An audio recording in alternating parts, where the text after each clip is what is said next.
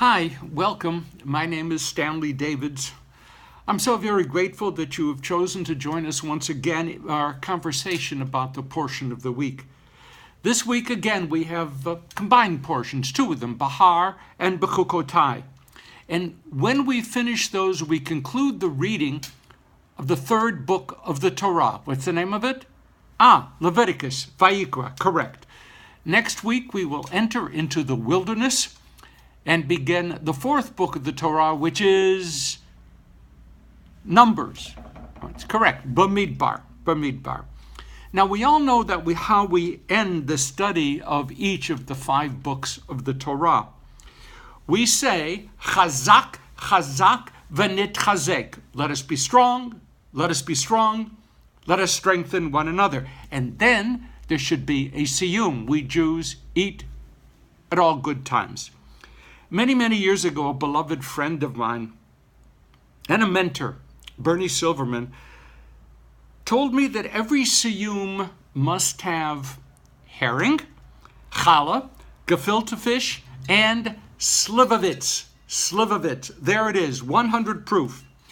He never really explained why. He just said that's the way it had to be. So I brought those same teachings to my Chevra Torah at Temple Emmanuel in Atlanta, and here in Los Angeles at University Synagogue, the members of the Chevra Torah are learning to accustom themselves to drinking high-octane plum brandy at the end of the reading of each book of the Torah. And of course, we surely understand, besides the high test, we could also drink grape juice, and that is terrific. We end the study of a book, we begin the study of the book, we never end the study of Torah. It's seamless. We go on. And what a blessing that is. And speaking of blessing, Baruch atah Adonai Eloheinu melech haolam, asher kiddushanu b'mitzvotav la'asok b'divrei Torah. Let's speak honestly with each other. As magnificent as the Torah is, and it surely is magnificent, sometimes the study of Torah can be a bit unsettling. Not every teaching of the Torah is as exalting and exalted as we would like it to be. When we encounter those few teachings, we are troubled, we are unsettled. Sometimes we encounter things like the very beginning of our combined portions today. What does it say? The Eternal One spoke to Moses on Mount Sinai, speak to the Israelite people, and so forth and so on. Whoa, wait a second.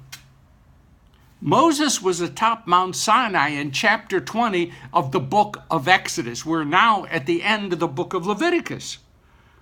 The Israelites by now had long departed the mountain of revelation and had been moving forward into their, what would be a 40-year wandering in the desert. What's going on here? It's very unsettling. In this particular case, the rabbis had a great answer. Ein mukdam umuchar b'Torah. It's great. Torah has no chronological order. Don't worry. Sure, God spoke these things at Mount Sinai, told Moses these laws at Mount Sinai.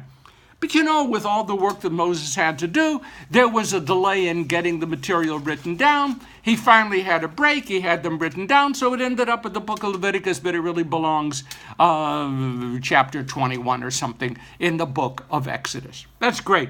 Ein mukdam umuchar b'Torah. So maybe that's not so troubling. Well, what about the Liberty Bell? Is the Liberty Bell in the Torah, in our Torah portion? Well, wait. On that most famous of icons of our revolution, the following is forever inscribed. Proclaim liberty throughout the land unto all the inhabitants thereof. Now, if you look at Leviticus 25:10, our readings for this week, there it is. Leviticus 25:10, there it is.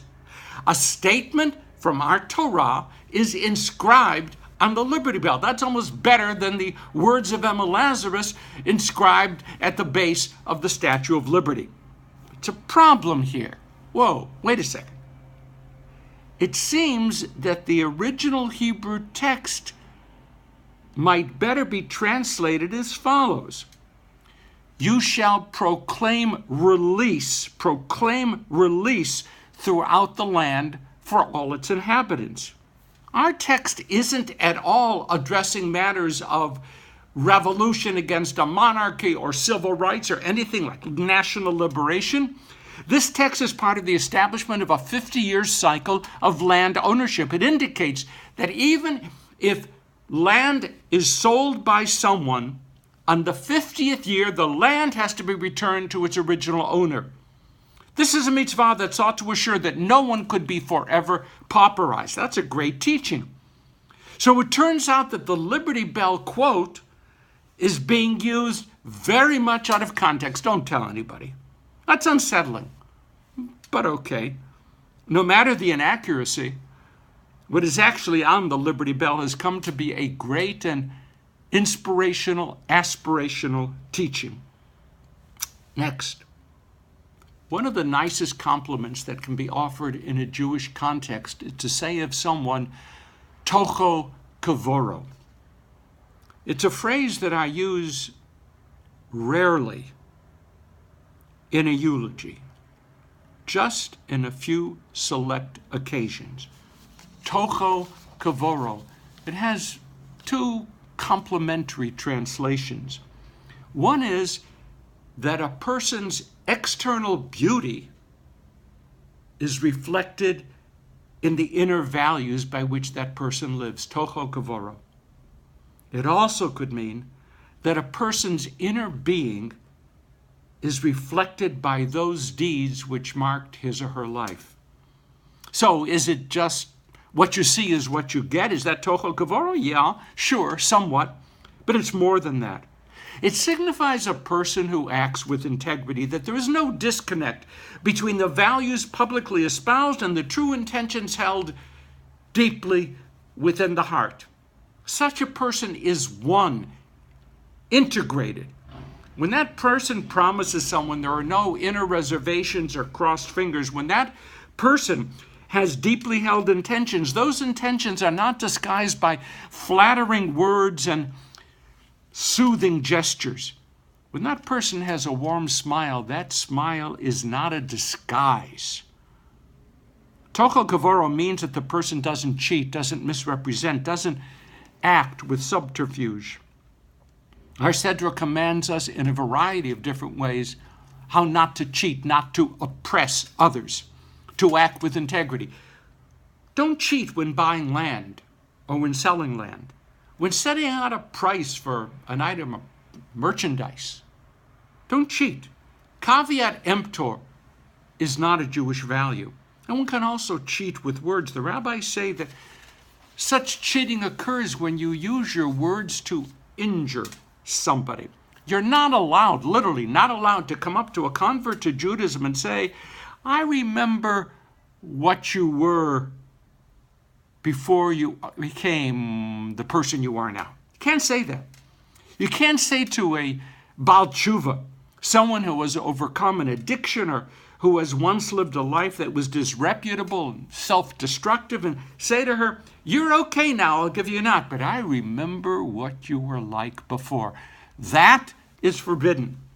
You can also manipulate the laws of the Jubilee year so as to force a person into abject poverty forever. You can do that. You can twist the laws and make it do that for you. For example, you can meet up with a needy person who comes to you and say, I need a loan. I need a loan to be able to continue trying to create a life for myself. You can create fiscal conditions so severe that ultimately you will crush that person in the process of offering a loan. Rabbi felt so strongly about that they said that a person who did this is denied by God a place in the world to come. Awesome. My friends, what an interesting world it would be if each of us set a goal for ourselves that someday, 120 years from now, we will be remembered as somebody who was indeed tocho kavoro. Well, that's it for today. We can now do our own siyum by reciting together Chazak, Chazak, V'nitchazek. Let us be strong, let us be strong. Let us strengthen one another. Please go easy on the Slivovitz if you're planning to drive after studying Torah. And remember about the grape juice. Have a wonderful Shabbat, and please share today's gathering on Facebook and YouTube. See you next week. Shabbat Shalom.